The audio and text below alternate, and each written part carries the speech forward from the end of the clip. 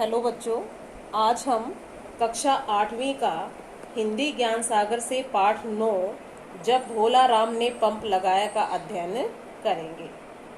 सरकारी दफ्तरों में भी नियम से काम होता है, यह तब समझ में आता है जब आदमी चक्कर में पड़ता है। भोला राम की भी तब समझ में आया जब उसने पंप लगाने की अनुमति मांगी। भोला राम खेतों की सिंचाई के लिए 5 हार्स पावर का पंप लगाना चाहता था। उसकी गलती केवल यह थी कि बिना अनुमति काम करने की महान राष्ट्रीय परंपरा का उल्लंघन मीन्स पालन न करना, उल्लंघन कर उसने विद्युत मंडल में दरख्वास्त यानी कि प्रार्थना पत्र लगा दी। वैसे उसके शुभ चिंतकों ने उसे हर तरह समझाने की कोशिश की थी। उन्होंने समझाया था कि बिना वजह बला पकड़ गला वाला काम क्यों कर रहे हो, चुपचाप पंप लगाओ और मजे से खेती करो। यानी कि लोगों ने उसे बहुत समझाया कि आप बिना अनुमति के पंप अपना खेत में लगवा लो, लेकिन वह जो महान राष्ट्रीय परंपरा थे उसका उल्लंघन न करके उसने विद्युत मंडल में यानी कि बिजली के कनेक्शन के लिए उसने दरख्वास्त लगाई, यानी कि प्रार्थना पत्र अपना वहां पर जारी किया। भोला राम ने पूछा, लेकिन विद्युत कनेक्शन कैसे होगा? शुभ चिंतकों ने यानी कि उसकी चिंता करने वाले उसके जो भी उसके सगे संबंधी थे उन्होंने उसको कहा ने अनुभवी मुस्कान के साथ समझाया, किसी भी लाइनमैन को स्विट्जरलैंड में खाता खोले बिना या किसी दलाल को बीच में कमीशन दिए बिना सीधे सल्टा देना। लेकिन भोलाराम इन बातों को कैसे मान लेता? उसकी आंखों पर तो संस्कारों का पानी चढ़ा हुआ था, यानी कि उसको पता था कि जैसे नियम दर नियम उसको मतलब पंप उसके लगवाना था, उसकी आंखों पर संस्कारों का पानी चढ़ा हुआ था। अपनी दरख्वास्त लेकर पहुंच गया वह बिजली साहब के दफ्तर में। भोलाराम ने बिजली साहब को दरख्वास्त दी। बिजली साहब दरख्वास्त की हर तह आहिस्ता आहिस्ता खोलने लगे। कोशिश यह थी कि कागज की तह में कुछ रखा हो तो नीचे न गिर जाए, लेकिन कागज में कुछ नहीं पाकर नाराज दिखे भोलाराम को कठोर नजरों से घूरने लगे। आवेदन पढ़कर उन्होंने हुकार भरी, तो इलेक्ट्रॉनिक कनेक्शन लेने आए हो? भोलाराम ने कहा, हाँ साहब। साहब ने पूछा, किस काम के लिए? सिंचाई के लिए सरकार। कहाँ की सिंचाई? खेतों की सिंचाई के लिए हुजूर। खेत किसके हैं? मेरे हैं माई बाप। सिंचाई का क्या साधन है? कुछ भी नहीं है मालिक। फिर खेती कैसे करोगे? इसलिए तो पंप लगाना चाहता हूँ सरकार। पंप किसका है? मेरा है साहब। बिजली कनेक्शन लिया है या नहीं? वही लेने तो आया हूँ सरकार। फिर इतनी देर से फिजूल बातें क्यों कर रहे हो? गलती हो गई हुजूर।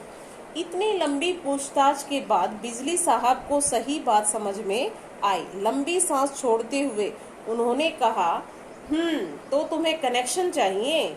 जी हाँ सरकार। साहब ने पूछा, कनेक्शन कैसे मिलता है मालूम है? इसीलिए तो दरख्वास्त लाया हूँ हुजूर। केवल दरख्वास्त? और क्या देना पड़ता है नहीं मालूम है?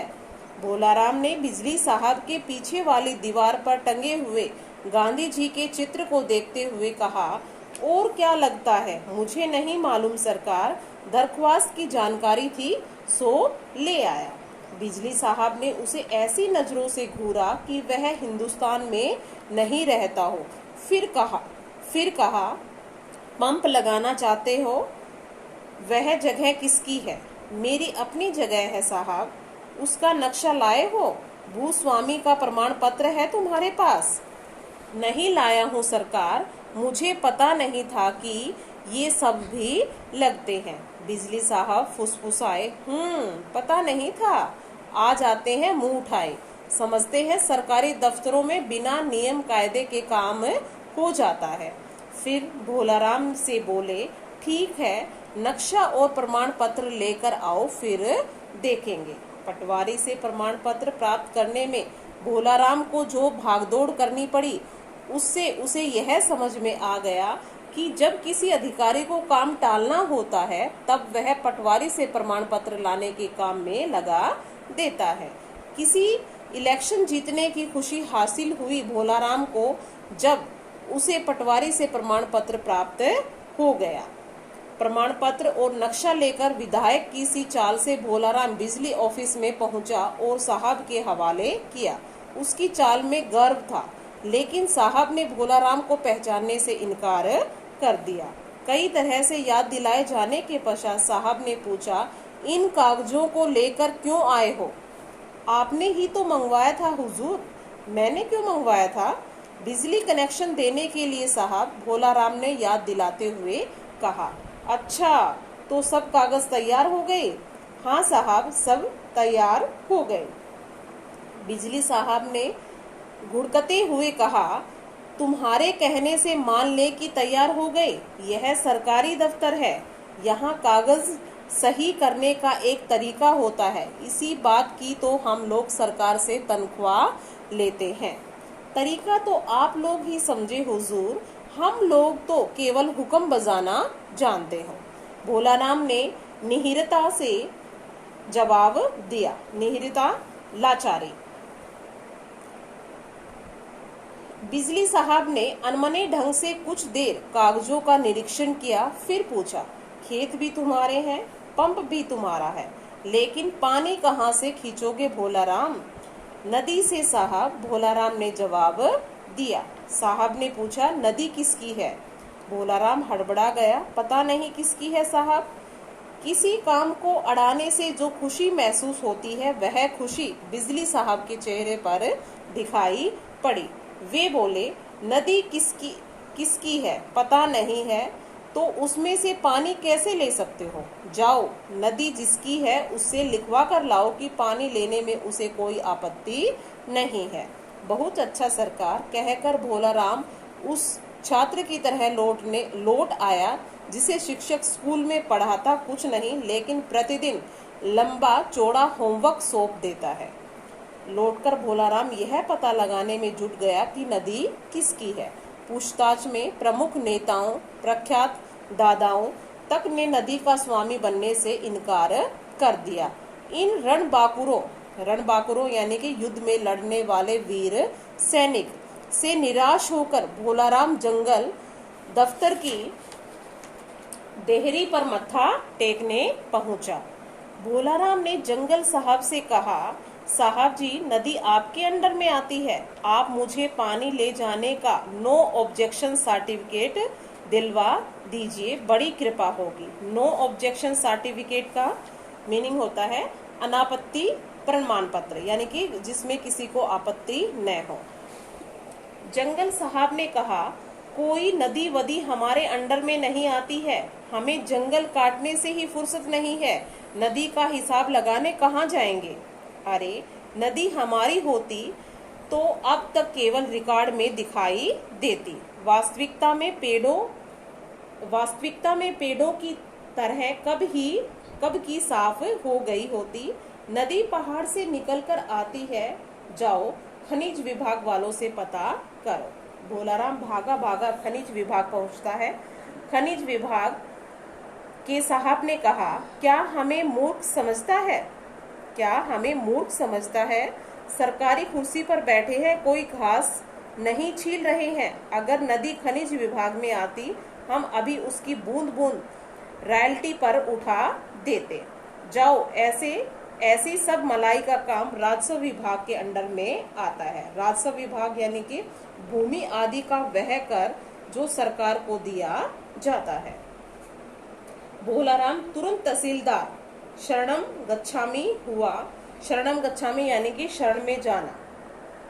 उसने अपनी व्यथा तहसीलदार साहब से सुनाई। व्यथा यानी कि अपनी पीड़ा, अपना दुख दर्द उसने तहसीलदार साहब को सुनाया। तहसीलदार साहब ने कहा, राजस्व विभाग तो ठोस धरातल वाला विभाग है, नदी का हमसे क्या संबंध?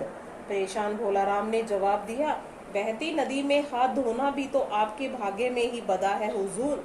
तहसीलदार ने भोलाराम को घूर कर देखा, लेकिन भोलाराम ने परवाह न करते हुए कहा, नदी में साग सब्जी फल बोने का ठेका भी आप ही देते हैं। सरकारी टैक्स की वसूली कर बिना रसीद काटे ही यह सब हो जाता है। जरूर नदी आपके ही अंडर में आती होगी। तहसीलदार ने स्थिति को स्पष्ट समझ लेने के इरादे से पूछा, यह नदी बहकर सीधे समुद्र में मिल जाती है या बीच में ही कहीं गुम हो जाती है? भोलाराम ने बताया, हुजूर, आगे जाकर सिंचाई वालों ने इस नदी पर बांध बना दिया है।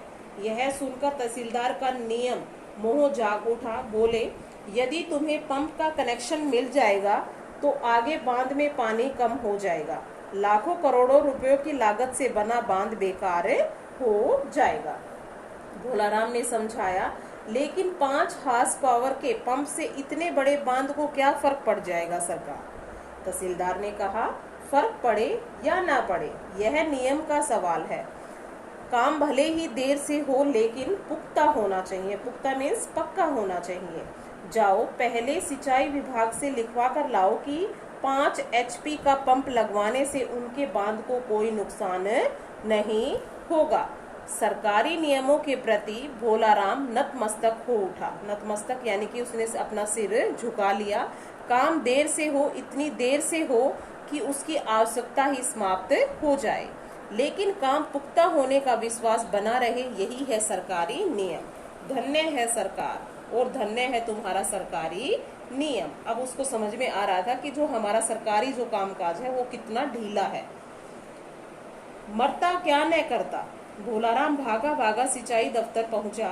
सिंचाई साहब ने अर्जी पढ़ते ही जोर से मुंह बिचकाया और कहा, नदी से तुम्हें पानी दे देंगे और बांध में पानी कम हुआ तो कमांड एरिया के खेत को पानी कहां से देंगे? इस बार भोलाराम ने झल्ला कर कहा, मेरा 5 हार्स पावर का पंप कोई अगत्य मुनि नहीं है साहब, जो नदी का पूरा पानी पी जाएगा। सिंचाई साहब ने चिढ़ते हुए कहा, हम कोई मंत्री नहीं, सरकारी अफसर हैं। लिखित में कुछ देते हैं तो पूरी जांच पड़ताल कर लेते हैं। अभी हम अपने SDO के जरिए सब इंजीनियर को खबर भिजवाएंगे। वह इस बात की जांच करेगा कि बांध के जल ग्रहण क्षेत्र के कितने क्यूसेक पानी के आधार पर बांध को डिजाइन किया गया है। इसके बाद वह इस बात की जांच करेगा कि 5 हार्स पावर का पंप लगाने से बांध की भरण क्षमता को कोई खतरा तो नहीं है। तब तुम्हें नो ऑब्जेक्शन सर्टिफिकेट मिल सकता है। इस लंबी खानापुरी को सुनकर भोलाराम भय आक्रांत हो उठा, यानी कि डर उठा। सहमे हुए उसने पूछा, इस कार्यवाही में कितना समय लग जाएगा साहब? साहब गुर्राए, यानी कि गुस्से से बोले, क्या हम लोग तुम्हारे ही काम के लिए खाली बैठे हैं? सरकारी नौकर है, सरकारी बेड को दौरों से फुर्सत मिलेगी तब सोचेंगे।